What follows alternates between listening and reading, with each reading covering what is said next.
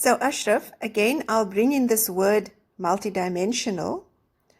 So you say that worship is going multidimensional. Can you expand on what this experience is? Worship is going multidimensional. Many people in the world believe in God, and many people in the world believe they're praying to God when they are performing certain dogmatic rituals. So going multidimensional is something all human beings can do. We can all exit time and space. We can all go beyond our mind, go beyond our feelings, go beyond our bodies. We can all disidentify from the separate self, the ego self. This is termed submission.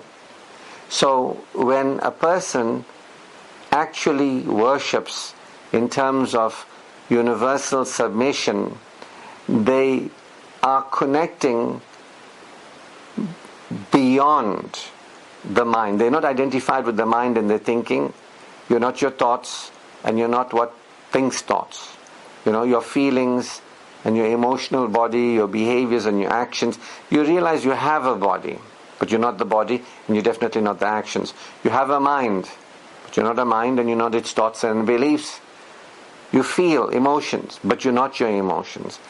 When you submit like this, realizing that there is beyond you, that there is before you, there is that which is beyond and before creation, because of whom the creation is, and you focus exclusively on that one that is actual, because everything else is apparent.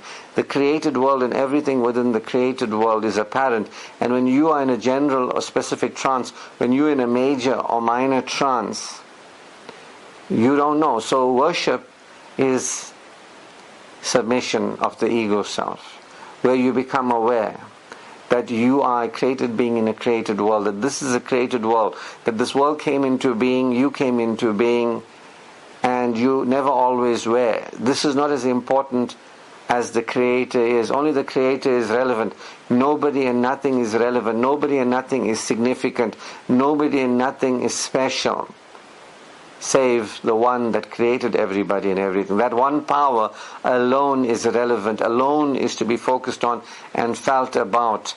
Nobody and nothing is to be reacted to. This is where we would draw power projections and attributions of significance. This is where we stop making people, things and experiences more significant than they are.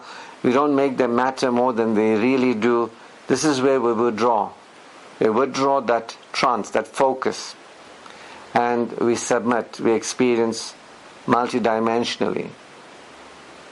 And you start experiencing that connection as peace, as joy, as love, as faith, as knowing that you're okay now, cared for and considered, that you are championed and cherished, that you are supported and sorted, that there is supply for you, that there's an objectively sustaining power, a subjectively satisfying power. You become aware that everything is okay. You are a self-contained being in a self-contained world. You can raise your vibration. As you raise your vibration, your reality shifts.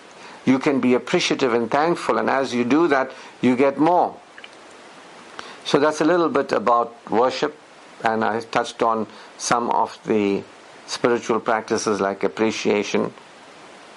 More is available on other videos on worship as we teach it in the Universal Bliss program available on YouTube. So it's nothing cultish, it's nothing separatist, it's nothing that is egoic. It's a universal experience of recognizing there really is only God before us, beyond us, because of whom we are, because of whom everything is. God alone is to be focused on and felt about, given exclusive attention. Obedient attentiveness is for God alone. And we focus that way multidimensionally, and we experience the expansion within our being.